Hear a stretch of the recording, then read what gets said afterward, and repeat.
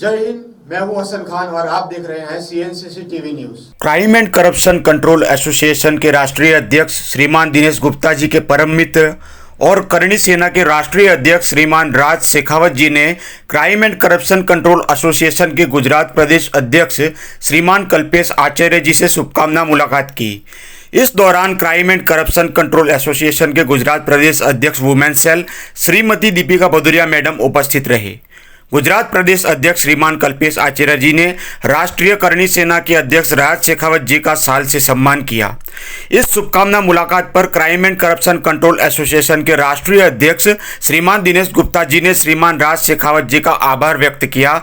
इसके बाद राष्ट्रीय करणी सेना अध्यक्ष Raj Shekhawat ji, crime and corruption control association Gujarat प्रदेश अध्यक्ष श्रीमान कल्पेश आचार्य जी और गुजरात प्रदेश अध्यक्ष women cell Shrimati Deepika Bhadauria madam ji ने CNCC टीवी न्यूज से बातचीत की। इस शुभकामना मुलाकात के दौरान क्या बातचीत हुई, आइए देखते हैं। जय हिंद। इस वक्त हमारे बीच मौजूद है crime and corruption control association के गुजरात प्रदेश अध्यक्ष श्रीमान कल्पेश आचार्य जी और crime and corruption control association Gujarat प्रदेश अध्यक्ष women cell Shrimati Deepika Bhadauria madam, और खास तौर पर हमारे मुख्य अतिथि के रूप में मौजूद है राष्ट्रीय करणी सेना अध्यक्ष श्रीमान राज शेखावत सर जी। और ये हमारे बीच काफ़ी खुशी का मौका है, हमारे लिए काफ़ी खुशी की बात है जो आज हमारे बीच उपस्थित हुए हैं। तो हम आज इनसे बात करेंगे। आपका बहुत बहुत धन्यवाद कि आप हमारे बीच आए, और ये हमारे लिए काफ़ी प्रशंसा और काफ़ी खुशी की बात है सर कि आप हमारे बीच आए। तो सबसे पहले हम आपसे जानना चाहेंगे कि फिलहाल जो कोरोना ये महामारी चल रही है, तो इसके बारे में आप देशवासियों को क्या संदेश देना चाहेंगे? कोरोना के संक्रमण को रोकने के लिए, इसकी चेन को तोड़ने के लिए माननीय प्रधानमंत्री जी ने जो भी आदेश दिए वो देश की जनता को मानने चाहिए, क्योंकि उनके पास जो टीम है वो टीम मात्र और मात्र इस कोरोना संक्रमण की चेन को कैसे तोड़ा जाए उस पर काम कर रही है। और उनके लिए कुछ सावधानियां बरतने के लिए जब वो हमें दिशा निर्देश करते हैं तो हमें उसका पालन ईमानदारी से करना चाहिए, और देश की जनता कर भी रही है। जब से लॉकडाउन की घोषणा हुई है, डे 1 से लेके आज तक देशवासियों ने धैर्य का अच्छा उदाहरण दिया है और धैर्य रखते हुए इन सब आदेशों का पालन किया है। किंतु मैं देश की जनता से और सरकार से एक बात जरूर कहना चाहूँगा कि ये जो कोरोना है ये संक्रमित रोग है। आप सावधानियां बरतिए, अच्छी बात है, किंतु अब देशवासियों को इसके साथ जीना होगा। आज 4 लॉकडाउन, चौथा लॉकडाउन चल रहा है, 4 लॉकडाउन हो चुके हैं, उसके बावजूद भी संक्रमण बढ़ता ही जा रहा है। तो मैं तो यही कहना चाहता हूं देशवासियों को कि अब कोरोना के साथ ही जीना है, इसकी जो सावधानियां हैं वो बरतनी है, और सरकार को भी ये सुनिश्चित करना होगा कि अब इसका तोड़ एक ही है कि इसका ट्रीटमेंट प्रॉपर वे पे किया जाए, व्यवस्था बनाई जाए, और जितने भी संक्रमित लोग पूरे भारत देश में आते हैं उन सभी को प्रॉपर वे पे ट्रीटमेंट दिया जाए। और साथ ही साथ मैं तो कहता हूं कि भारत के समस्त अस्पतालों को छूट दी जाए, टेस्ट की छूट दी जाए, दिशा निर्देश जारी किए जाए, और उनकी जो फीस है वो सुनिश्चित की जाए ताकि कालाबाजारी ना हो। तो कुल मिला के एक ही संदेश मैं आपके माध्यम से देश की जनता को देना चाहूंगा कि अब हमें कोरोना के साथ ही जीना होगा।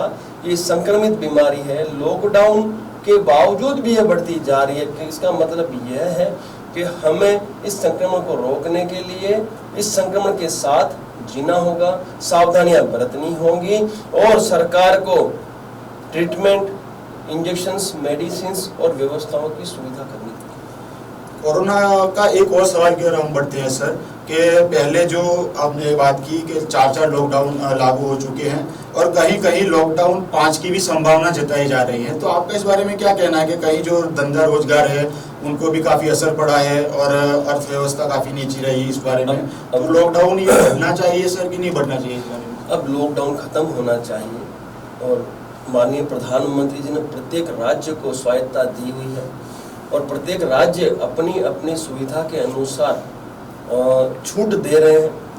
तो मैं तो यही कहना चाहूँगा कि प्रधानमंत्री जी को लॉकडाउन खत्म करना चाहिए और सुविधाओं की व्यवस्था करनी चाहिए और जो भी संक्रमित लोग हैं उनको प्रॉपर वे पे ट्रीटमेंट देना चाहिए, क्योंकि इतना समय निकल गया, 2 महीने के आसपास आप देखिए निकल चुका है। 2 महीने का समय बहुत बड़ा समय होता है सरकार के लिए, प्रशासन के लिए, व्यवस्था करने के लिए। और जहाँ तक मेरा मानना है, केंद्र सरकार हो चाहे राज्य सरकार हो, उन्होंने व्यवस्था तकरीबन कर ली है और उन्होंने दिशा निर्देश भी तैयार कर लिए, दिशा निर्देश जारी भी कर दिए हैं।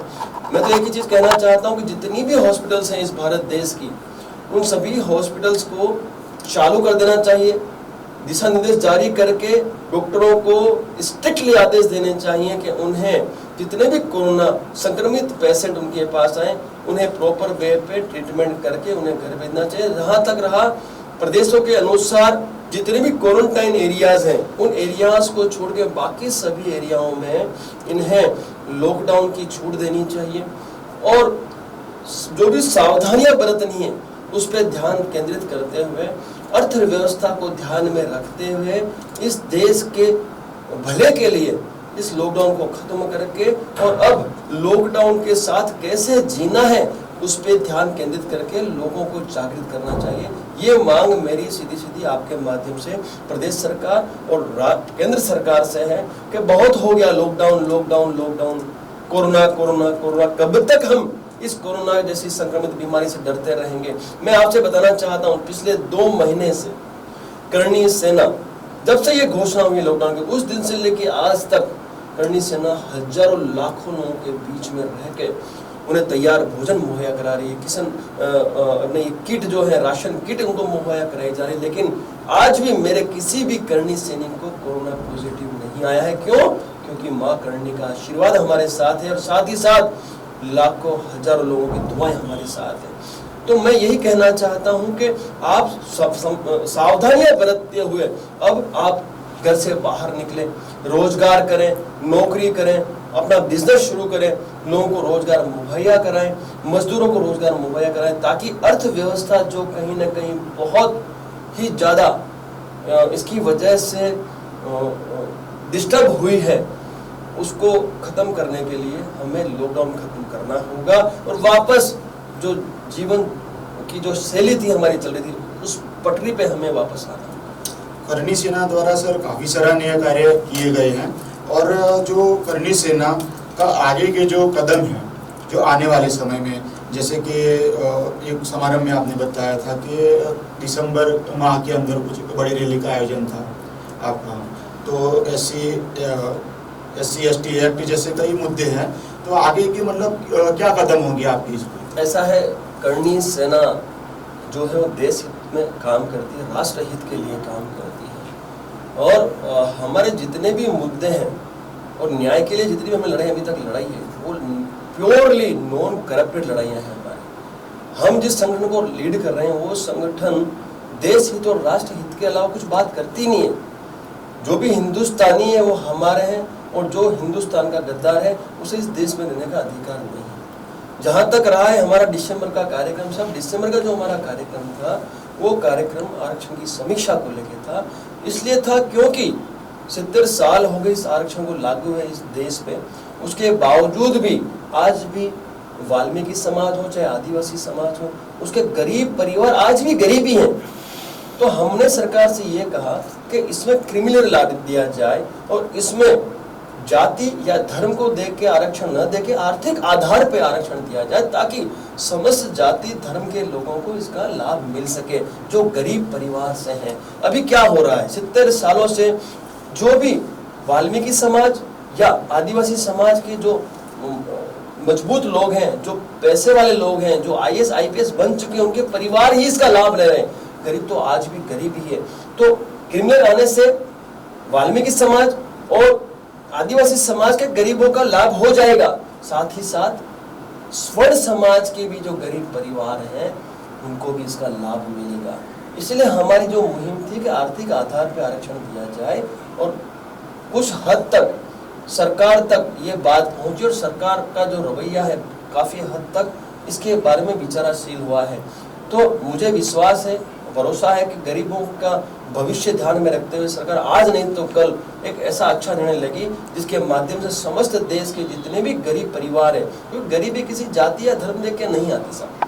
अभी मैं आपको एग्जांपल दूं कि अभी जब मैंने तैयार भोजन जरूरतमंद लोगों तक पहुंचाया तो उस वक्त सब उन गरीबों में कोई जाति या धर्म मुझे दिखाई नहीं, क्योंकि उसमें हिंदू भी था, मुस्लिम भी थे, सिख थे, ईसाई थे, उसमें वाल्मीकि समाज था।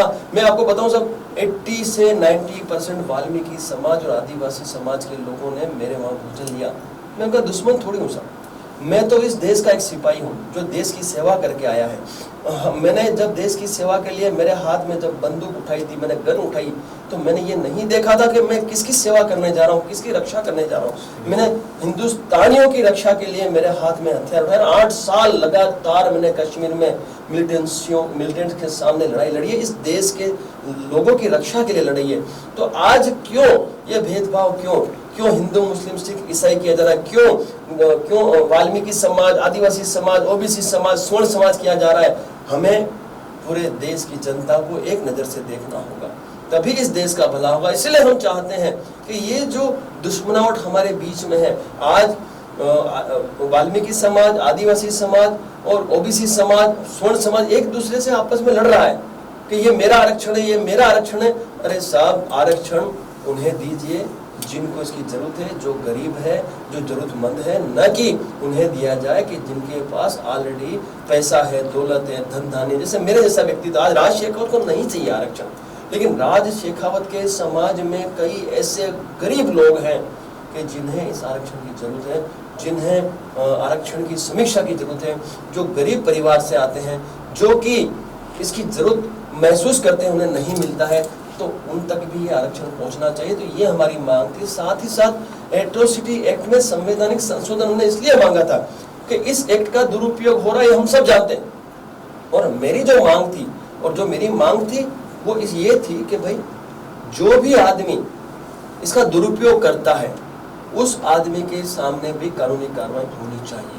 और आपने गिरफ्तारी से पहले कुछ जांच के आदेश भी दिए थे, गिरफ्तारी से पहले जांच कहना चाहता हूं कि एट्रोसिटी एक्ट के तहत आप गिरफ्तारी कीजिए, यदि वो जायज है तो मैं उसके लिए विरोध नहीं करता। यदि मैंने कुछ क्राइम किया है और मैंने यदि किसी को अभद्र शब्द बोले हैं तो संविधान के तहत मुझ पर आप कार्रवाई कीजिए। लेकिन 99% एट्रोसिटी के जो केस हैं वो झूठे हैं, ये कोर्ट भी मान चुकी है, क्योंकि सुप्रीम कोर्ट खुद आदेश दे चुकी है कि पहले जांच हो फिर गिरफ्तारी हो। जब सुप्रीम कोर्ट जैसी सर्वोच्च न्यायालय ये आदेश दे रहे, मीन्स उसने स्टडी किया होगा हुकुम, उसने प्रैक्टिकली इसको स्टडी किया होगा, तभी आदेश दिए होंगे। किंतु उसके बाद जो विरोध प्रदर्शन हुए, सरकार को झुकना पड़ा, सरकार ने कड़े कानून बनाए। तो मेरी सरकार से यही अपील है कि यदि कोई भी एट्रोसिटी एक्ट के तहत कोई केस दायर होता है, उससे पहले एक बार उसकी जांच हो जाए, और यदि वो केस सही है तो आप बाकायदा राज शेखावत को भी सजा दीजिए, राज शेखावत मना नहीं। लेकिन इसका दुरुपयोग वो लोग कर रहे हैं जिन्होंने इसको धंधा बना रखा है, क्योंकि उनको प्रोत्साहन मनी मिलती है। तो मेरा कंसर्न वो, मैं पूरे वाल्मीकि समाज को इसके लिए ब्लेम नहीं कर रहा, न कि मैं आदिवासी समाज को, लेकिन उनमें अमुक ऐसे लोग हैं, कुछ ऐसे लोग हैं जो इसका दुरुपयोग करके भाई भाई में दुश्मन फैला रहे हैं। जो दुश्मन को रोकनी है, उस दुश्मन को खत्म करनी है कि आज चाहे वाल्मीकि समाज हो, चाहे वो आदिवासी समाज हो, चाहे स्वर्ण समाज हो, हम सब क्यों ना हिंदुस्तानी बन के इस देश में रहें। और वो तभी मुमकिन है जब हम सबके अंदर प्यार, मोहब्बत और हमारे में अंदर एकता होगी। तो एट्रोसिटी एक्ट के वजह से आज एक हिंदुस्तानी दूसरे हिंदुस्तानी का दुश्मन बन रहा है। वो दुश्मन रोकने के लिए एक फौजी उतरा है इस मैदान में कि आओ भाइयों, हम सब मिलके एक दूसरे को न्याय दिलाएं। और जहां चाहे वो फिर वाल्मीकि समाज के साथ अन्याय हो तो वो उसमें भी राज शेखावत खड़ा होगा, और होना भी चाहिए। या फिर कहीं स्वर्ण समाज के साथ भी कहीं अन्याय होता तो भी राज शेखावत खड़ा होगा। तो मेरी मांग सरकार से यही है कि जब एक देश है तो एक कानून क्यों नहीं, एक कानून होना चाहिए, सभी को समान न्याय मिलना चाहिए। तो उस लिए मैं सरकार से हमेशा अपील करता रहा हूँ और अपील मेरी जारी रहेगी। और साथ ही साथ गौ हत्या मुक्त भारत देश हमने मांगा है, क्या गलत है साहब? आज इस भारत में गाय को हम लोग पूछते हैं, उसी गाय की हत्या होती है, तो उसे रोकने के लिए सरकार को कड़े कानून बनाने चाहिए। कानून बनाने से कुछ नहीं होगा साहब, उसको इम्प्लीमेंट करना होगा। और जो भी कसाई गौ हत्या करते हैं उन्हें सजाए मौत क्यों ना दी जाए? अपने आप इसका रिजल्ट निकलेगा। लेकिन जहाँ तक उदासीनता सरकार की मैं देख रहा हूँ, सरकार कड़े कानून बनाती है लेकिन वो इम्प्लीमेंटेशन नहीं होता है। तो हमने भी हमारे करणी सेना को आदेश दे दिया है, करणी सेना गौ सेवा समिति बना दी है हमने, उनको आदेश दे दिया है कि जो भी गौ हत्या करता है उसको अपने कानून के तहत हम सजा देंगे, और वो सजा के लिए तैयार है। लॉकडाउन खत्म होगा, कमेटियां समिति तैयार हो जाएगी, और प्रत्येक गुजरात के जिलों में हम हमारे तरीके से हम इस गौ हत्या मुक्त भारत देश को करने में हमारा योगदान देंगे। और ये सुनिश्चित है कि हमारा जो कार्य होगा वो फिर कोई डिफेंस का नहीं, सीधा काउंटर का होगा। जो भी गौ हत्या के लिए ले जाएगा उसको प्रसाद दिया जाएगा और उसकी संपत्ति को ऐसा नुकसान पहुंचाया जाएगा कि जिंदगी में उस संपत्ति को उपयोग के लायक नहीं ले पाएगा। सर, आपने पहले जो गौ हत्या के मुद्दे पर कोई याचिका मतलब दायर की है करणी सेना की ओर से सरकार के? नहीं, याचिका दायर हमने नहीं की, लेकिन हमारी रणनीति तैयार है।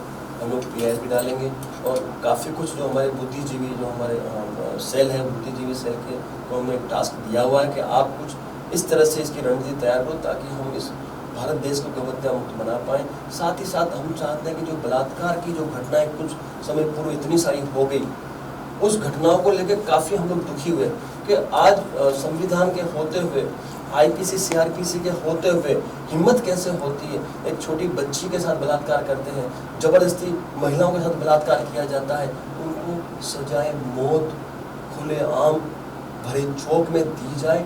साहब देखो, मैं एक चीज जानता हूँ, भाई बिना प्रीत नहीं होती है, और संविधान का सम्मान करते हैं, लेकिन कुछ कार्य हमें संविधान से ऊपर उठ के भी करने होंगे। कुछ ऐसे कानून हमें भी बनाने होंगे, देश की जनता को बनाने होंगे, देश की जनता को भी कुछ निर्णय लेने होंगे ताकि ऐसे दरिंदों को ऐसी सजा दी जाए खुलेआम कि रूह कांपनी चाहिए कोई भी व्यक्ति की ये कर्म मैंने किया तो मुझे देश की जनता क्या। तो सरकार को फास्ट ट्रैक में केस चला के इन केसों का तुरंत निपटारा करना चाहिए और इन लोगों को खुलेआम फांसी चढ़ाई जाए। साहब, ये हमारी मांग सरकार से रहती है, बट सरकार किस तरीके से रुख बदलती है, क्या निर्णय लेती है, वो सरकार पर डिपेंड है। लेकिन मैंने एक चीज तो नोटिस किया कि यदि आपको इस देश में देश हित में काम करना है तो आपको सत्ता चाहिए, और सत्ता में ऐसे लोग चाहिए जो कड़े निर्णय ले सके और इस देश की जनता को न्याय दिला सके। तो मैं तो कहता हूं कि ऐसे लोग तैयार हो जाओ सत्ता के लिए कि जो देश हित और राष्ट्र हित में काम करने के लिए मरते हो और जीते हो। ऐसे लोगों की इस देश को जरूरत है, इस देश की राजनीति को जरूरत है। और आने वाले समय में मैं आपको बताना चाहता हूँ, आने वाले समय में बहुत कुछ बदलाव इस देश की राजनीति में आप देखेंगे। जी, आपने जब से करणी सेना के अध्यक्ष के तौर पर ये मुहिम चलाई है और आपने बताया कि आपने सीमा सुरक्षा बल में 8 साल आपने काम किया, आप पूर्व सैनिक हो कश्मीर से, तो ये बहुत बड़ी बात है। तो उस समय से लेकर अब तक के समय के बीच आपने ये जो दौर है, जो ये बड़ी समस्याएं खड़ी हुई है, तो क्या फर्क देखा उस समय और इस समय के बीच? ऐसा है, सच्चा देशभक्त हूँ। बॉर्डर सिक्योरिटी फोर्स में मैंने काम करीबन 14 साल में बीएसएफ में काम किया, और उस दौरान 8 साल में कश्मीर में मैंने अपनी ड्यूटी निभाई है। और मैंने दिल से अपने देश की रक्षा के लिए हजारों एनकाउंटर्स वहाँ पे किए हैं। वो देश हित में थे, देश की जनता के हित में थे और राष्ट्र हित के थे, तो मैंने वो सब कार्य किया और मैंने मेरी ईमानदारी से अपनी ड्यूटी निभाई वहाँ पे। और आज फिर वापस मैं एक सेना के साथ जुड़ा हुआ हूँ। वो एक सेना थी जो देश की सीमाओं पर देश की जनता की रक्षा करती थी, और एक ये सेना है कि जो देश के लोगों के जनता के साथ रह के उन्हें न्याय दिलाती है। 36 कौम को न्याय दिलाने के लिए ये सेना काम करती है। और हमारे पास दबंग सैनिक है। दबंग मीन्स वो कुछ भी कर सकते हैं देश हित और राष्ट्र हित में, क्योंकि इतिहास गवाह है सर। हमारा तो राजपूतों का इतिहास गवाह है कि राजपूतों ने इतिहास बनाए हैं साहब, और इतिहास वही बना सकता है जो गर्दन काटने की और गर्दन देने की ताकत रखता है। और वो हम लोगों ने, आप देख सकते हो, तो आप देखिए इतिहास में बड़े बड़े नाम है, वो सब श्री महाप्रताप जी, श्री पृथ्वीराज चौहान जी, श्री शिवाजी, छत्रपति शिवाजी जी, यानी ऐसे ऐसे महान योद्धा हो गए कि जिन्होंने बिल्कुल अपना लोहा मनाया है मुगलों को और उनको। तो मैं तो एक ही चीज जानता हूँ, मुझे गौरव है कि मैंने क्षत्रिय कुल में जन्म लिया है। मैंने देश हित में और राष्ट्र हित में मैं पहले भी काम करता था, आज भी करता हूँ। इतिहास हमने रचा है, हमने माँ बहन बेटियों की रक्षा के लिए, मंदिरों की रक्षा के लिए, गाय की रक्षा के लिए लाखों गर्दनें काटी और हजारों में कटवाई ये सब, और इसीलिए आज हमारी संख्या भी कम है। आप समझिए, लोग कहते हैं कि आप इतने से हो, अरे भाई इतने से भी बहुत भारी है हम तो। और उसके लिए आप कारगिल का एग्जाम्पल दूँ, कारगिल वार, मैं कारगिल का भाग रह चुका हूँ, मैं 8 साल कश्मीर में एंटी मिलिटेंसी ऑपरेशन कर चुका हूँ। और आपको बता दें, मुझे खुशी होगी कि जो हमारी प्लाटून की जो ऑपरेशन करती थी उसमें 99% राजपूत थे। तो जाके उस वक्त बटालियन थी बीएसएफ में भी राजपूताना राइफल्स। सर हुक्म ऐसा होता है, बटालियंस तो वहाँ ऐसे राजपूताना राइफल्स कुछ नहीं होता, लेकिन हमारी जो प्लाटून्स थी जो ऑपरेशंस करती थी उसमें सिलेक्टेड लोग थे, उसमें 99% even you can't believe in Kargil operation, राजपूतों ने जो राजपूताना राइफल या राजपूतों को योगदान दिया है, साहब हेड्स ऑफ उन जवानों को। और 80 से 90% राजपूत शहीद हुए उस ऑपरेशन में साहब। ये है हमारा इतिहास। और मैं तो एक ही चीज़ कहना चाहता हूँ आपके माध्यम से लोगों तक कहना चाहता हूँ कि अब समय आ गया है कि हर एक परिवार अपने घर से एक बच्चा, एक अपना पुत्र या पुत्री देश को समर्पित करें। देश की army, air force, navy, para military force में उसे भेजे। और मैं आपको विश्वास दिलाता हूँ, जिस दिन हम लोगों ने ये कार्य कर लिया, उस दिन के बाद इस देश पे आंख उठाने की, पाकिस्तान तो छोड़ो, वो तो छोटा सा कुछ भी नहीं है, अमेरिका तक हिम्मत नहीं कर पाएगा। इसलिए हमें जागृत होना पड़ेगा। मैंने मेरा एक बेटा, मेरा एक पुत्र मैंने देश के नाम कर दिया है। मैं उसको एनडीए की तैयारी करा रहा हूँ, मैं उसको सीडीएस कराऊंगा, मैं उसको हर वो तैयारी कराऊंगा ताकि वो देश की रक्षा के लिए अपना योगदान दे पाए, एज ए ऑफिसर दे पाए, एज ए जवान दे पाए। लेकिन वो जरूर देगा। सिर्फ जब राज शेखावत एक पहल कर सकता है, तो मैं देश की जनता से अपील करता हूँ, देश के परिवारों से अपील करता हूँ कि उन्हें एक बच्चा देश के लिए पैदा करना होगा और देश को समर्पित करना होगा। उसके बाद इस देश की दिशा और दशा वो देश का जवान नक्की करेगा, वो देश का सिपाही नक्की करेगा। और उसके लिए हमें शुरुआत करनी होगी। सिर्फ सोशल मीडिया पे आने से या न्यूज़ में आने से या प्रिंट मीडिया में आने से देश को बदलाव नहीं दे पाएंगे। हम देश को बदलना है तो हमें बलिदान देना होगा, हमें बहुत कुछ करना होगा। क्योंकि यदि हम आज भी जागृत नहीं हुए तो वो दिन दूर नहीं है कि जब ये देश फिर से गुलामी की ओर चला जाएगा। क्योंकि चाइना जैसा देश आज हमें दबाने की कोशिश कर रही है। क्यों कर रहा है? क्योंकि उसके पास ताकत हमारे से ज़्यादा है, ऐसा वो बताना चाहता है। लेकिन उसे ये नहीं पता कि भारत देश का एक एक जवान जरूरत पड़ने पे अपनी जान पे खेल के देश की रक्षा करता है। लेकिन इसको और मजबूत करना होगा तो हमें हमारे बच्चों के बलिदान के लिए तैयार होना होगा। और राज शेखावत ने शुरुआत कर दी है। उसका बड़ा जो छोटा वाला जो बेटा है कविराज सिंह शेखावत, वो एनडीए की तैयारी कर रहा है, वो एसएससी की तैयारी करेगा और सीडीएस की तैयारी करेगा। और उसको मैं 100% इस देश की सेवा में भेज दूँ। और आखिरी सवाल की ओर हम बढ़ते हैं सर, कि अब तक जो आपने ये मुहिम शुरू की है सेना की ओर से, तो उसमें सरकार का रवैया कैसा रहा है? सर ऐसा है सर, करनी सेना स्ट्राइकिंग सेना है, स्ट्राइक करती है, काउंटर करती है, अटैक करती है। सर आप सोचिए, जो सेनाएं अटैक करेगी उसके लिए तो सरकार थोड़ा सा टेंशन लेगी नहीं सर। हमें परवाह नहीं है सर, क्योंकि इस करनी सेना के साथ लाखों करनी सैनिक जुड़े हुए हैं सर। दूसरी बात सर, हम मुद्दों पे काम करते हैं, एजेंडेज हैं हमारे। हम चाहते हैं कि हमारा जो समाज है वो नशा मुक्त समाज हो। क्योंकि और उसकी शुरुआत मैंने अपने आप से की सर। मैंने आज तक कोई नशा नहीं किया, मैंने आज तक कभी स्मोक, टोबैको या मैंने लिकर नहीं लिया। मैं फौज में भी रहा फिर भी नहीं लिया। क्यों? क्योंकि मुझे इस देश में इस नशा मुक्त अभियान को छेड़ना था। तो मैं शुरुआत मैंने खुद से करूं तब तो मैं बोल सकता हूं किसी को। इसलिए मैंने शुरुआत मुझसे की कि मैं नशा से दूर हूं। जबकि सोचो, फौज में रहा हूं साहब, बॉर्डर पे रहा हूं, बर्फ में रहा हूं, 8 साल कश्मीर में एंटी ऑपरेशंस किए हैं, फिर भी मैंने हिम्मत नहीं हारी, फिर भी मैंने अपने विल पावर को ढीला नहीं होने दिया सर। और आज आप सबके सामने मैं उपस्थित हूँ और मैं देश को मार्गदर्शन दे रहा हूँ कि जब राज शेखावत नशे से दूर रह सकता है तो इस देश की जनता, मेरा समाज, मेरा युवा क्यों नहीं रह सकता। नशा मुक्त समाज देश हमें चाहिए, दहेज प्रथा मुक्त समाज और हमारा देश चाहिए। उसके लिए भी करनी सेना साहब काम कर रही है। और मैंने शुरुआत अपने घर से की उसके लिए साहब। मेरे 2 जुड़वा लड़के साहब, मैं पहले भी बोला, आज भी बोलता हूँ, मैं आपके माध्यम से भी लोगों को बोलना चाहता हूँ कि दहेज प्रथा को खत्म करने की जिम्मेदारी हमारी है।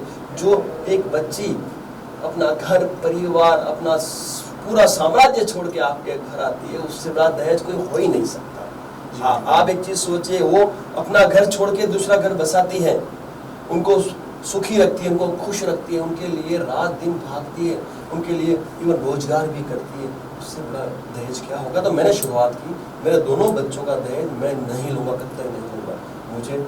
मुझे समाज की बच्ची चाहिए और वो बच्ची मुझे मिल जाएगी, मुझे उसकी कोई आपत्ति नहीं। आप दहेज प्रथा को ख़त्म करें और शुरुआत हमें करनी होगी।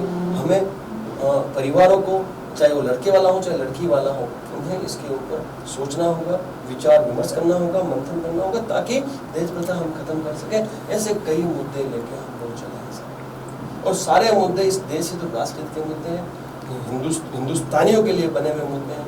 तो हमें करणी सेना को क्या करना है वो सब पता है करणी सेना को, और करणी सेना उसी पे चल रही है। और हम यही चाहते हैं कि देश की जनता हमारे तक आए, हमारे तक उनकी परेशानियां भेजे, हम सरकार तक भेजेंगे। और सरकार यदि हमें न्याय नहीं देती तो हमें आता है, हमें आंदोलन करना भी आता है, हमें धरना प्रदर्शन करना भी आता है, और हमें न्याय लेना भी आता है। हम छीनना भी जानते हैं, हम निवेदन करना भी जानते हैं।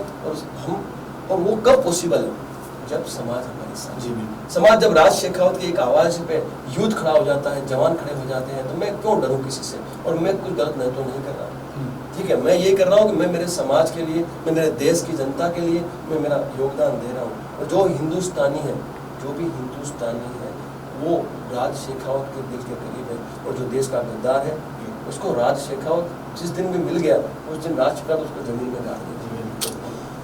आप हमारे crime and corruption control association के जो गुजरात प्रदेश अध्यक्ष है श्रीमान कल्पेश आचार्य जी, और crime and corruption control association के जो गुजरात प्रदेश अध्यक्ष women cell Shrimati Deepika Bhadauria madam यहाँ उपस्थित है। तो आखिरी सवाल ये है कि आपको कैसा लग रहा है इनके बीच, और आखिरी संदेश आपका क्या होगा देशवासियों को हमारे बीच?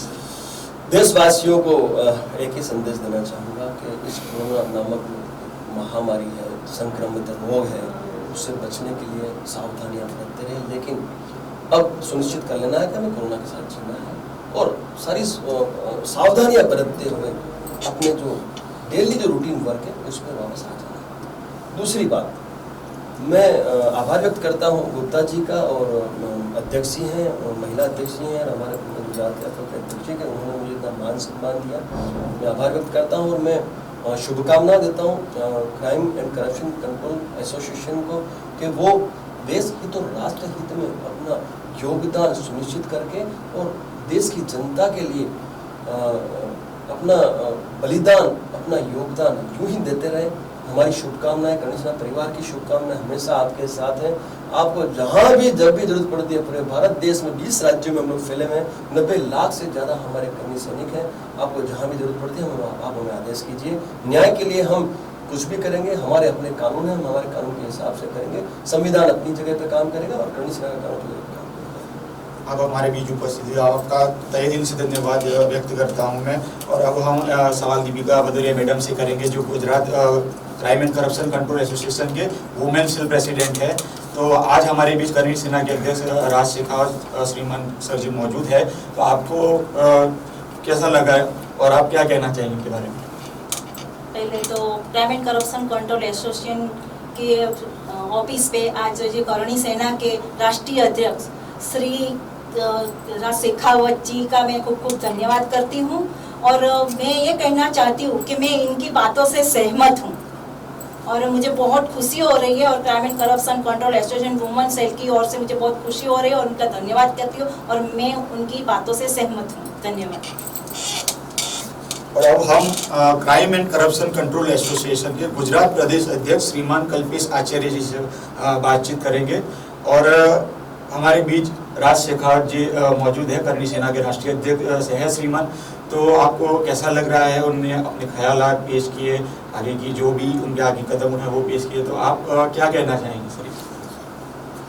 आज करणी सेना के राष्ट्रीय अध्यक्ष राज शेखावत जी मेरे वहाँ आए और crime and corruption control association को जो सहमति दी और उनके विचार जो प्रदर्शित किए वो सही में मैं उनको लाइक करता हूँ। और पूरे हिंदुस्तान में ये करणी सेना जो जो काम कर रही है उसके लिए हम उनके सहयोगी कायम रहेंगे और यहाँ आए हमारे वहाँ, उनके लिए मैं खूब खूब धन्यवाद। और हमारा जो crime and corruption control association है, तो वो जो आने वाला समय है, हमारे कार्य जारी है, तो आने वाले समय में मतलब क्या कदम हो गया हमारे समाज के लिए? Crime and corruption control association आने वाले समय में एक ही सोच है, पूरे देश से जो लोगों के ब्लड के अंदर भ्रष्टाचार घुस गया है उसको हटाना है। लोगों की पैसा चाहिए जीने के लिए, लेकिन पैसा कोई कमजोरी नहीं। सही, बिल्कुल। और हर आदमी को ये समझना चाहिए। मेरे दिमाग में तो मेरी बहुत बड़ी सोच है, अगर मेरे महादेव ने मुझे सपोर्ट दे दिया, देश की पूरी जनता ने सपोर्ट दे दिया, तो आने वाले कल में मैं ऐसा स्कूल बनाना चाहता हूँ कि वहाँ जो बच्चों को फ्री में एजुकेशन मिले और हर बच्चे के दिमाग के अंदर है ना एकदम ब्रेन वॉश होना चाहिए और पूरे हिंदुस्तान में क्राइम और करप्शन नहीं होना चाहिए। मेरी स्कूल का बच्चा पढ़ा हुआ आईपीएस और आईएएस बनना चाहिए। पूरे हिंदुस्तान में, पूरे हिंदुस्तान के जितने डिस्ट्रिक्ट है वहाँ आईपीएस आईएएस मेरा क्राइम एंड करप्शन का मेरा लड़का होना चाहिए। मेरी यही सोच है कि मेरा लड़का आईपीएस और आईएएस बनेगा, वो नॉन करप्टेड होगा, उसके ब्लड में कोई करप्शन होगा ही नहीं। अगर आईपीएस और आईएएस सब अधिकारी नॉन करप्टेड हो गए तो पूरे हिंदुस्तान से करप्शन और क्राइम रहेगा ही नहीं। सर मैं तो एक ही चीज़ कहना चाहता हूँ कि जो भी करप्शन करे ना सर, उसको मारो सर खुला। आपको जहाँ करप्शन नजर आओ ना सर, करनी सेना की टीम पहुंच जाएगी, हम मारेंगे, बिंदास मारेंगे सर। जो भी करप्शन पर्दा पकड़ा गया, प्रूव हो गया, उसको वहीं पे प्रसाद देना है, डर पैदा करना है। भले हमारे पे केस हो, कोई बात नहीं, हम केस लड़ेंगे, जेल में जाएंगे, लेकिन जब तक इनके अंदर भय, क्योंकि अपना जो संविधान है लचीला है सर, वो छूट जाते हैं। ना सही है, वो बहुत सारी लचीलापन है, लचीलापन है, ठीक है ना। समझो कि मैंने थोड़े टाइम पहले ये आया, लॉकडाउन आया, उससे पहले ही मैंने पाटन के अंदर एक पुलिस वाले का एसीबी करवाया था। मेरी crime and corruption control association की टीम ने करवाया था। आज उसको होता क्या है, रंगे हाथ पकड़ा जाता है, फिर 6 महीने 12 महीने के बाद केस चलता है, वापस ड्यूटी पे आ जाता है। वो ऐसा नहीं होना चाहिए। तो एक बार करप्शन में पकड़ा गया, वो आदमी को लेना ही नहीं चाहिए, गवर्नमेंट को दोबारा मौका देना ही नहीं चाहिए। अगर ऐसा समाज में बनेगा कि एक बार करप्शन किया और सारी जिंदगी गवा दी, तो कोई दूसरा आदमी करने के लिए सोचेगा, 1000 बार सोचेगा, कोई करेगा ही नहीं। तो उसका एक कड़क से कड़क पालन होना चाहिए। जो रंगे हाथ पकड़ा गया है उसके लिए माफी है ही नहीं। सुता ही वहीं मारो, स्टार्टिंग फोर्स ले जाओ, कूटो दबा के, ताकि जिंदगी में केस तो करना ही है, लेकिन मारना भी है, नहीं छोड़ना है। क्योंकि ये जो है ना, ये जो करप्टेड जो लोग हैं, ये देश के अर्थतंत्र को बहुत मुश्किल बना रहे हैं, पूरे अर्थतंत्र को खोखला बना दिया है। बिल्कुल, इसलिए हमें क्या आज मैं उनको पकड़ के कूटना ही है साहब, और सब बाकी केस होते रहेंगे। मैं मानता हूँ नहीं मानते, भाई मेरी प्रीत नहीं होती। आज पूरे समझो गुजरात की 6 करोड़ की जनता है, उसमें गवर्नमेंट अधिकारी कितने हैं? 6.5 लाख। ये सब लोगों ने पूरी जनता को बांध में रखा है। कुछ भी काम करना है तो 200 रुपया 500 रुपया। कोई गरीब आदमी है, उसको आधार कार्ड बनवाना है तो भी 500 रुपया लगता है। ये क्या है? क्या गवर्नमेंट समय सो रही है? ये सब दिखता नहीं है सर, सब आएगा। अभी इसके लिए कोई ना कोई एक्शन गवर्नमेंट को जरूर लेना चाहिए। ऐसा है, लोकतंत्र के अंदर युवाओं को लाना पड़ेगा, यूथ लाना पड़ेगा, जो इस देश के लोकतंत्र में आके और वहां बैठे जहां से रूल्स और रेगुलेशन बदले जाते हैं, वो यूथ ही कर पाएगा, इस ना, देश सही का है। युवा ये बदलाव कर पाएगा। सही है। और आने वाले समय में देश की राजनीति में खलबली मचने वाली है और मचाएगी, करणी सेना मचाएगी खलबली आने वाले समय में देश की राजनीति ना, में। सही है। और वो देगी देश को वो कमांड एंड कंट्रोल देगी कि देश की जनता उसे याद करेगी और देश के और राष्ट्र के हित में वो बच्चे काम करेंगे। तो जो दो महारथी हमारे बीच मौजूद है, करणी सेना के अध्यक्ष और यहाँ पर गुजरात प्रदेश अध्यक्ष crime and corruption control association. तो आखिर में एक ही सवाल सर के हमारे बीच मौजूद है राज शेखावत श्रीमान सर, तो आप इनको क्या कहना चाहेंगे सर? मैं राज शेखावत जी को सिर्फ इतना ही कहूँगा कि उनकी जो सोच है उससे डरना नहीं चाहिए। और उन्होंने जो बताया कि मैं पहले भी सिपाही था और आज भी करणी सेना के सिपाही है और उसमें आगे बढ़ना चाहिए। मेरा पूरा सहयोग रहेगा, कभी भी मेरी जरूरत रहेगी मैं उनके सपोर्ट में खड़ा रहूँगा। धन्यवाद। आपने देखा कि कितने जो फिलहाल देश परेशानी से गुजर रहा है, कहीं अपराध है, कहीं भ्रष्टाचार है, तो कहीं किसी के खिलाफ अन्याय हो रहा है, तो देश में आज भी ऐसे महारथी हमारे बीच मौजूद है। तो अगर ये बरकरार रहा तो देश जरूर बदलेगा और खुशी का माहौल आएगा, वो अमन के दिन जरूर आएंगे। और इसी के साथ मैं अपनी बात को खत्म करता हूँ। शुक्रिया, जय हिंद। जय हिंद, जय भारत। हमारे YouTube चैनल CNCCTV न्यूज को सब्सक्राइब करें और दबाएं बेल आइकन ताकि हमारी खबरें सबसे पहले पहुंचे आप तक।